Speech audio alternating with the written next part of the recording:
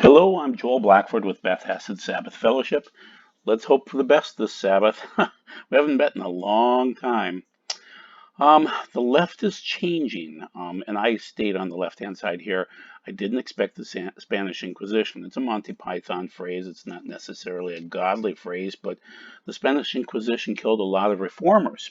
It was horrific for people alive during that time. I think we're going into those types of days where you will be persecuted for your faith. If you don't go along with the left, there's going to be persecution.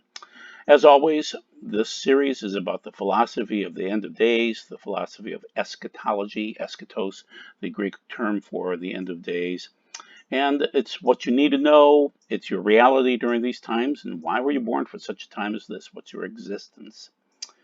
I title many things now about nihilism, anarchy, and communism because that's what it's going to be like. We were going to find the people that don't believe in God and are raging. They're anarchists, but they're raging against nothing. They have nothing to give us. They have nothing to say. They have nothing on their minds. They just want anarchy. And the communists are behind this. And there are prophetic words about that, so I'll cite those particular prophets later on in this video. The cops protect the law abiders. Locks are for honest people. Cops are for law abiders because we don't have the ability to protect ourselves, and cops are supposed to be there for us. But here's the problem. According to Zero Hedge and according to the AP, 9 of the 12 members of the Minneapolis City Council have voted to abolish the police department. Now, our particular church building is just a couple of blocks from Minneapolis, so basically the river divides us, okay? And there used to be this horrible time during the 1930s when we had prohibition and we had people drinking, and St. Paul was a drinking type of a town, and Minneapolis was a different kind of town. And the people from, well, the gangsters from Chicago would come up, and they would be allowed to hang out in St. Paul safely as long as they committed no crimes in St. Paul, so they could vacation up north in Minnesota, Wisconsin, but kind of stay in the St. Paul area to stage, and then they would commit their crimes in Minneapolis. Well, they're going to be committing their crimes in Minneapolis, and it's nothing to laugh about. It's going to be horrific. The U of M is going to have problems. The Minneapolis public schools will have problems. Once you take away the protectors, the bullies go nuts, whether they're nihilists, they're anarchists or communists. So once again, nihilism is believe in nothing. Anarchy is just you want violence. And communism is a system, but it really, all it does is communism gets rid of the middle class. So whoever is in that middle area, they push them one way or the other way. A few of the people will go up into extreme wealth, and most of the people will go down into wretched poor conditions. So just keep that in mind. Now, as always, I believe that George Floyd was killed, was murdered by this chauvinist.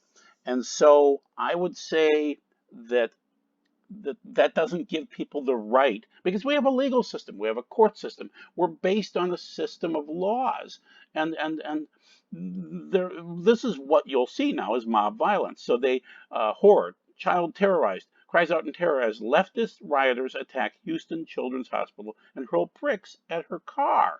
So they're attacking at the Children's Hospital because they don't care. They're nihilists. They could care less about people, and they're anarchists. In fact, if little kids would die, that would help them with their cause. They're not looking for friends in this. And there are also a lot of rich little white kids that live in their parents' homes.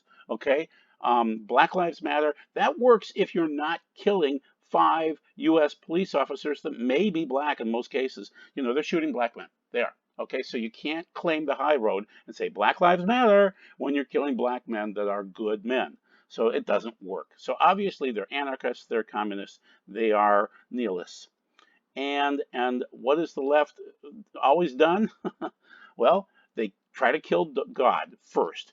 And so the U.S. rioters are vandalizing churches and synagogues, and it's going to get worse. And they're claiming Black Lives Matter, but they're killing blacks, so that doesn't work. So anyway, this is the most interesting part of this. In the middle here on the right-hand side, clearly he didn't see the Black Lives Matter banner in our window, said this Chris Bell from the Unitarian Universalist congregation when they were smashed in Santa Rosa. So the point is, they don't care. They don't know that Unitarians really don't believe in God and really have no faith whatsoever, and they would support Black Lives Matter, and so they don't care. But they will ultimately go after Israel, and they will help Palestine, and they will help the bullies against the oppressed. They will. This is just where mobs go. And so they want to demoralize people of faith, and this is from Daniel Greenfield from Israel National News. And then he continues on, the left infiltrates churches and synagogues, but it is its own religion. It always has been. It's its own religion. Especially it kicked into gear when we had Darwinism. And Darwin kind of reverted back to this primal state, which is that some people have evolved and some people haven't, so we need to get rid of the people that haven't. So Margaret Sanger said we need to kill blacks because she had felt that they didn't evolve like whites did. So, when Hillary Clinton says, I love Margaret Sanger, she's saying, I love killing black people. And that's a sickness. That's a mental illness because we're all the same. We all are humanity. We all are alive with a God consciousness. So it's sick, it's twisted, but that's their own religion. Okay? Its theology is practiced by smashing glass and shattering doors, and churches and synagogues have always been its targets. Kristallnacht in 1938. What are they going to go after? The Jews because they were weaker. When its stormtroopers are loosed in the streets, they go to war against those who believe. That happened in Washington, D.C., L.A., New York, Minneapolis, all across America. Hatred of the radicals and racists for any other belief system. Okay? So just expect this. And that is their government coming forward. They will set up their one world utopian government based on hating people of faith. Okay, so the Spanish Inquisition is coming to America, and it's going to punish the heresies such as believing in God. And so if you say all lives matter, you deserve to die, and they will enforce that, or you'll be beaten up, which is maybe even worse, because then you languish near death.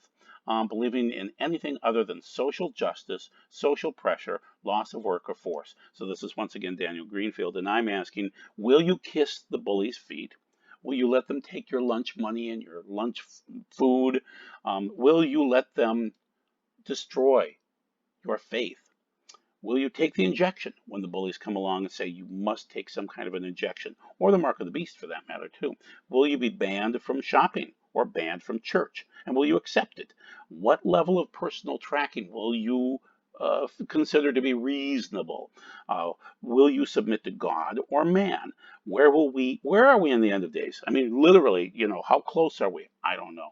But we'll discuss it. And how do you reconcile the signs that we're seeing right now with the seven seals? And then we're going to go through Isaiah 19. And then you need to learn a phrase. Bayom hahu, yea Adonai echad. That means in that day, in that day. And we sing it every week, okay? It's from Isaiah 14, I believe, 9. And it just means that in that day, God is going to do amazing things in the day of the Lord. So, as always, I try not to twist the Bible. I try to give you the prophecies that work, and so we're going to cite Duduman and Gruver and Wilkerson today.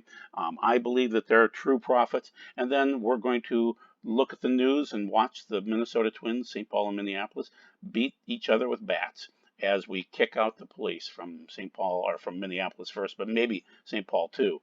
So, first, we're going to cite Yeshua in Matthew 24, and we're going to go through the big words one more time. We've done this a million times, but let's go through it again. They will mislead you, these false prophets, and then you will hear of wars, which polemos, and then rumors of wars, polemon. Behold, be not alarmed. It is necessary for this to take place, but not yet is the end, the telos. In this case, it would be the acharith in Hebrew, and will rise up for nation, ethnos, ethnos. So is that nation, or could that be rioters, or individual U.S. states opposing U.S. states, or say the right versus the left in mobs? We'll see it. You'll see this in Isaiah 19, and you're going to say, whoa, it could work. Okay, and then kingdom, basileia, against kingdom, and we'll see that eventually. Now, first it starts out with these rioters, or the states versus states, or the cities versus cities, and the right rioters versus the left rioters, things like that. The anarchists and the communists versus the people that believe in freedom. And then eventually you'll see the wars of the countries jumping in as they notice the United States is weakened. And there will be famines and earthquakes, so you're going to see some of those signs in there too. And these are the beginnings of the birth pangs. So that's important. Let's discuss ethnos. And I want you to think a little bit wider, even though it's Greek and it's normally pretty specific. Let's go deep. So, ethnos, a multitude, whether of men or of beasts, associated or living together. That could be like U.S. states, a company, a troop, a swarm, a mob, possibly, a multitude of individuals, that's like a mob, of the same nature, ah, or genus or race or nation. So, as always, I'm going to state God doesn't care about skin color. That's pigment.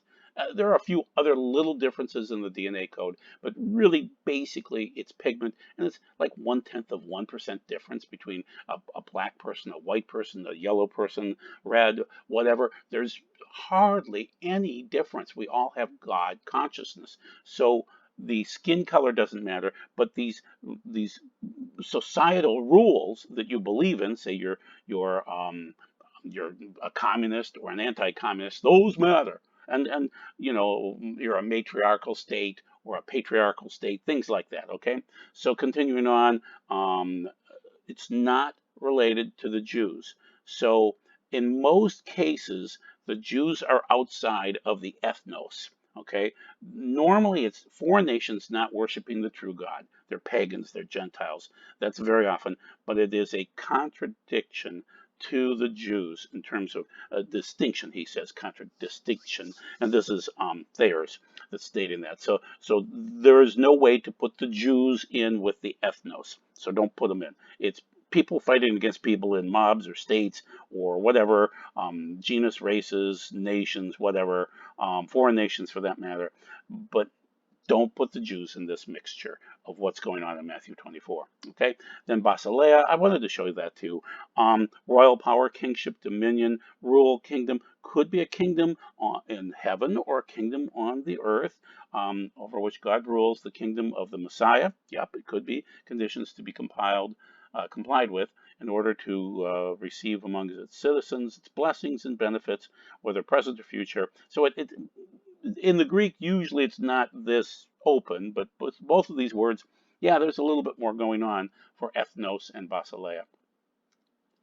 Now, we're going to go into Isaiah 19 because this is really cool. And let's look at it from a different angle. So Isaiah 19 has always been prophetic because there's a bunch of Bayom Hahus in it. And also there's 5 cities listed that are interesting. And one of them is the city Pathros, the city of destruction. And so it's very prophetic, very interesting. So this is a prophecy about Egypt. In the text, it says that. Now, keep in mind, ancient Egypt was the bank. So if I'm from Assyria and I need some cash before I go into Susa, say, to fight with them, well, then I'm going to want to go down to the bank, Egypt, and get some cash, get a big amount of cash out of Egypt. And so Egypt always had, every year, they had food, they had gold, they were the bank, So you'd go to the bank, make a withdrawal after winning a battle or two because they weren't really good fighters, but they always had great crops because the river always flooded exactly the same way every year. So they did well financially. I mean, if you have consistent crops, that's a big battle, people. And so Egypt always had that. So they were the bank. Well, today, the United States is the bank. At one point in time during World War II, Germany was kind of like the bank. And there's a Jewish connection there too. So look, Adonai is writing a swift. That means suddenly. According to the rabbis in their commentary, in their midrash, they say swift means God's going to show up very, very suddenly on a cloud on his way to Egypt. Now, it's metamorphical in terms of God doesn't need to ride on a cloud or anything like that, but it just shows how fast it'll be. It'll be suddenly on his way to Egypt, okay? And that's also second Exodus type talk. Before him, Egypt's idols tremble. Egypt's courage melts. Once again, that is second Exodus. That sounds just like Moses there within them. I will incite Egypt against Egypt. Okay, that's where it gets really cool. I've read this passage thousands of times because I work with it so much for a lot of my eschatology in terms of writing my 3 books and things like that. You just have to know Isaiah 19 to be able to know what's going to happen in the future. But I never saw it this way. And thank you, rabbis, for giving me this wonderful opinion, which is I will incite Egypt against Egypt. That's state versus state. That is. Or mob versus mob, right mobs versus left mobs, things like that. So that works. And if this analogy holds that this is talking about the United States, the present bank, then that's what we're seeing right now. Okay? And that's very similar to Jesus saying ethnos, ethnos. Okay? Brother will fight against brother. We're seeing that now too. Friend against friend. Oh, yeah, absolutely. I just got into some fights with friends recently over the fact that they said, well, the white man needs to be beaten down. It's like, no, we need justice. If this chauvinistic man, Derek, who has lost his way, Chauvin, did kill Michael Floyd, then something has to be done. It's not Michael Floyd. I'm sorry, Mr. Floyd. Then that will be taken care of in our justice system. It can't be taken care of by mobs because mobs hang people, they butcher people, they take out the baseball bats and destroy things, and they're going to burn down our cities. And you can't take away the cops either. So basically, brother will fight against brother, friend against friend, city against city, kingdom against kingdom. The courage of Egypt will ebb away within it. I will reduce its counsel to confusion. Oh yeah, that's what's going on right now. I mean, when you fire your police department, you're confused. They will consult idols, mediums, ghosts, and spirits. All right, weird story. I was doing a copier delivery because I owned my own copier company years ago, and I did the weekend deliveries myself. So on Saturday I did the delivery. Yeah, that was before I was a Sabbath keeper. So I did a Saturday delivery to a precinct that was voting in Minneapolis, in South Minneapolis, right where this is going on. In fact, right, very like within a couple of blocks of where the murder occurred of George Floyd.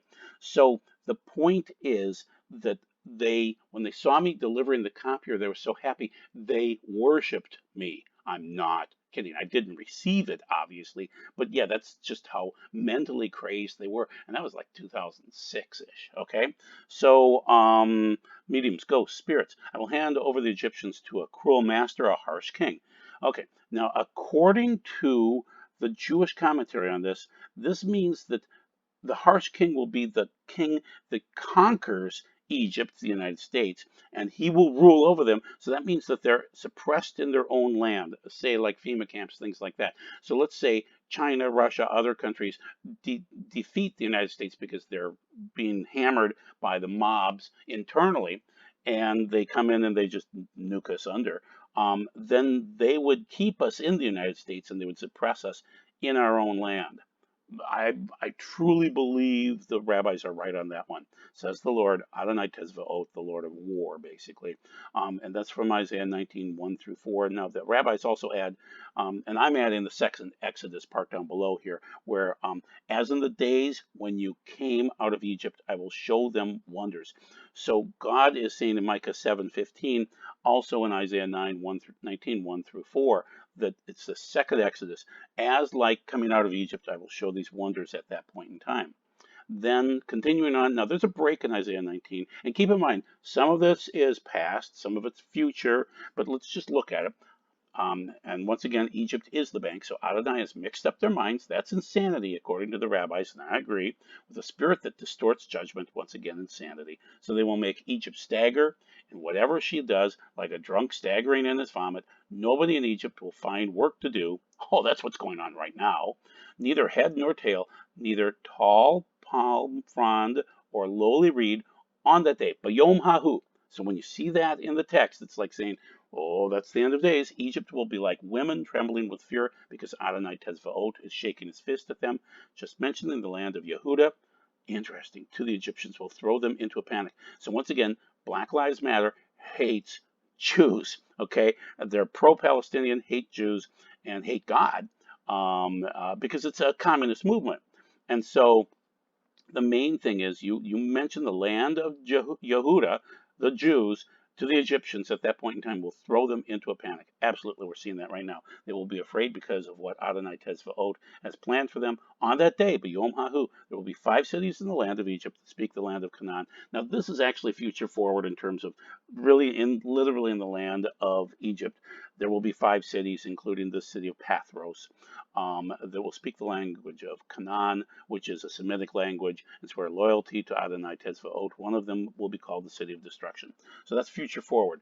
So the main thing is it kind of goes through different sections. Some of it is more figurative Egypt, and some of it is literal Egypt, because I believe in the end times there will be a second Exodus, and the Jews will leave for portions of Israel that are considered to be Assyria or Egypt, but are technically part of the boundary that God gave to Israel. And so then they will have to go into the second Exodus and then be tortured by Gog, Magog, and his armies. Okay, so the bank. This is from a friend. This is from Delilah, a friend. I don't normally cite friends very often, but this was a really cool one. I just got this before I was praying for, should I add one more slide to this or not? And then Delilah mentioned this. So at one point in time, God allowed the Hebrews to escape Egypt. Then they didn't escape Germany. They should have, but they didn't. And the rabbis are starting to say right now it's time to escape the United States and Europe for that matter too, because there's going to be persecution coming. So Egypt, Germany again, and then the United States. Even though it seems like it's okay right now, the persecution is coming. It'll come against the Jews first, and then against the believers after that, the Christian believers. Egypt and Little Egypt. Ain't it odd that, this is Delilah speaking, that Germany was literally an iron furnace with a wicked old crocodile that ruled it? So she does witnesses, 2 or 3 witnesses. Deuteronomy 4:20. You Adonai has taken and brought out of the smelting furnace, out of Egypt, to be a people of inheritance for him as you are today. So that's Egypt, okay? 1 Kings 8:51. For they are your people, your inheritance, whom you brought out of Egypt, out of the flames of the iron furnace. Okay, so we see the iron furnace again.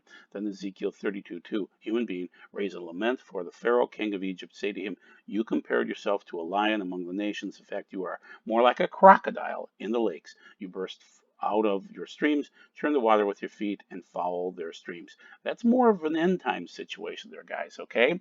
And so there will be another Pharaoh of Egypt, and I'm saying that just like the banks were, it could be the United States that he's talking about there. Could be. Very interesting. Now, other verses that apply to the apostasy or the lunacy that's going on during the end of days. This is Paul speaking in Timothy, 1 Timothy. The Spirit expressly states that in the Acharith HaYamim, which is the end of days in Hebrew, some people will apostatize from the faith by paying attention to deceiving spirits and things taught by demons. Such teachings come from the hypocrisy of liars, whose own consciences have been burned, seared, as if with a red-hot branding iron. They forbid marriage and require abstinence from foods which God created to be eaten with thanksgiving by those who have come to trust and know the truth. For everything created by God is good, and nothing received with thanksgiving needs to be rejected, because the word of God and prayer make it holy. Okay, Paul again in 2 Timothy. This is chapter 3 this time. And increased apostasy and lunacy too. Moreover, understand this in the Acharith HaYomim, these will be trying times. People will be self-loving, money-loving, proud, arrogant, mobsters in South Minneapolis, insulting, disobedient to parents, ungrateful, unholy, heartless, unappeasable, slanderous, uncontrolled, brutal, hateful of good, traitorous, headstrong, swollen with conceit, loving pleasure rather than God, as they retain the outer form of religion but deny its power. Believe it or not, if you deny the power, that's a reformed thinker in most cases, the Calvinists. So they have this form of religion. So this may be God-fearers, but they don't believe that he has any power. They've neutered God in their mind's eye, which is too bad. And so stay away from these people. For some of them worm their way into homes and get control of weak-willed women who are heaped with sins and swayed by various impulses. Okay, 2 Thessalonians, here's another increased apostasy in the end of days. But in connection with the coming of our Lord Yeshua the Messiah and our gathering together to meet him, we ask you, brothers, not to be easily shaken in your thinking or anxious about a spirit or spoken message or a letter supposedly from us claiming the day of the Lord, but Yom Hahu has already come. Nope. Don't let anyone deceive you in any way about the rapture, for the Yom Hahu, that day, will not come until after the apostasy has come and the man who separates himself from the Torah has been revealed. So you won't know about the day of the Lord until you see this Antichrist, this beast, show up, and one destined for doom. He will oppose himself to everything that people call a god or make an object of worship. He will put himself above them all, that he will sit in the Naos, the Holy of Holies of God, and proclaim that he himself is God. So, we're done with the verses. Now we're going to go into the prophecies, modern day prophets. I love Wilkerson, Duduman. So Wilkerson is, once again, Teen Challenge, The Cross and the Switchblade, wonderful, wonderful pastor. Duduman was apostate in some ways, but not bad. He was just doing his own thing over in Romania. And then God got a hold of him, and he started delivering Bibles. Then he came over here and preached. And then the last one is Henry Gruver, which is a major prayer walker, wonderful man. And they all said Russian invasion in terms of these visions. And here's Wilkerson on the left-hand side. An urgent message, 2009. For 10 years, I have been warning about 1,000 fires coming to New York City. It will engulf the whole megaplex, including areas of New Jersey and Connecticut. Major cities all across America will experience riots and blazing fires, earth-shattering calamity by the wrath of God. I don't know. Could it be his judgment? I don't know. The raging of sins of America and the nations. And when? I don't know. I don't know when these things will come to pass, but I know it is not far off. Well, I was speaking of me being involved with prophecy for many, many years now. We really don't know when things are going to occur. We really don't. And God never tells us. Okay? So he doesn't know, but he does know these things are going to happen. Okay, Michael Boldea answered me in an email basically, yes. He said Dumitru Duduman said it would begin with an internal revolution or civil unrest started by the communists. That's what we're seeing right now. When? Seems like it's right now. Okay. Now I'm giving you this disparate sign on the side here because I don't know when. I don't know when these things occur. I don't know if they're part of the seals, like we're leading up to the fourth seal. I don't know. I'm just telling you that these things are going to occur, and then after we're done with the people versus the people, or the states versus the states, or the ethnos versus ethnos, ethnos, that we're going to have an invasion from without, from these other nations. And then this is interesting because this is a prophetic article from Breaking Israel News. And the rabbi from Israel, that's a wise old sage, says riots are using up the final bits of evil before redemption, like plagues in Egypt. So he's comparing it to Egypt again, too. And so he's saying if the Gevura, that's the all the if the redemption is not fixed up and sweetened by them, it is surely be fixed up through us, and the schedule that was fixed by God. So he's saying there is a fixed schedule, no doubt about that.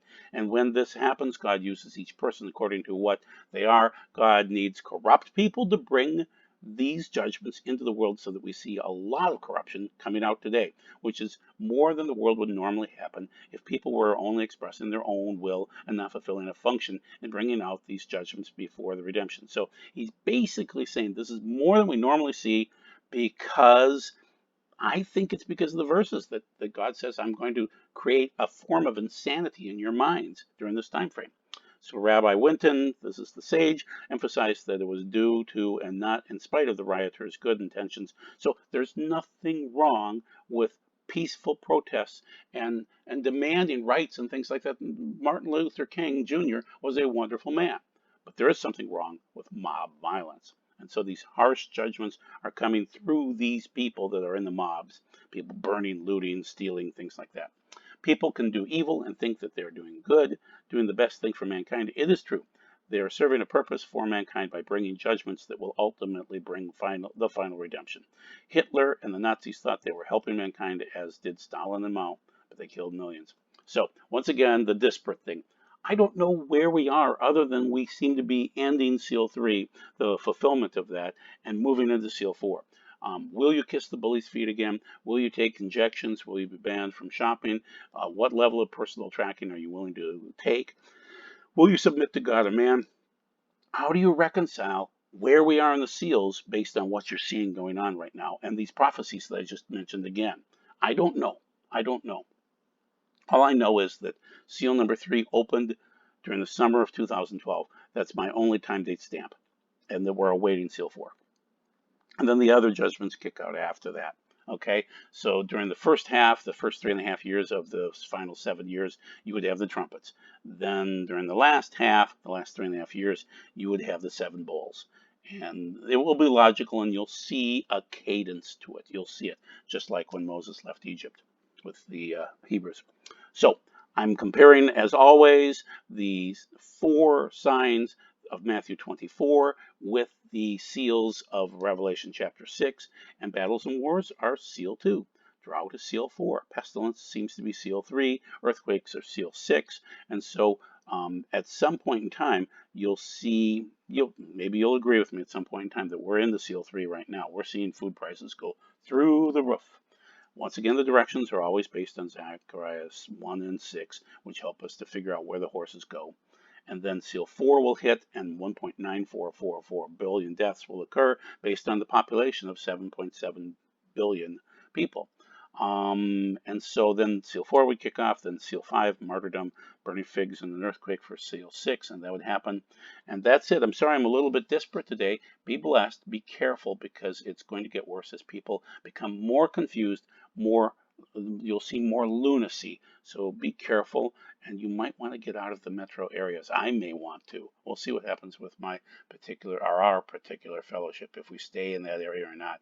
We're 4, 5, 6 blocks away from everything. Take care. God bless. Bye-bye.